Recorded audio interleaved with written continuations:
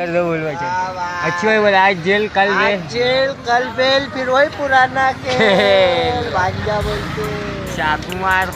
नागपुरात पोलिसांनी अटक केलेला आरोपी चक्क पोलीस व्हॅनमध्ये बसून डायलॉगबाजी करत असल्याचा व्हिडिओ सध्या व्हायरल होत आहे। व्हिडिओ नक्की काय तो बघा आणि चॅनलला नवीन असाल तर जरूर सबस्क्राईब करा। पाचपावली पोलीस अंतर्गत लक्षाधिकारी बाग परिसरात 13 नोव्हेंबरच्या रात्री 2 गटात वादातून रोहन बिराडे या गुन्हेगाराचा मृत्यू झाला होता आणि परिसरात वर्चस्व प्रस्थापित करण्यासाठी वीरेंद्र रामगडिया, अश्विन इंदुरकर आणि यशोदास परमार यांनी रोहनची हत्या केली होती।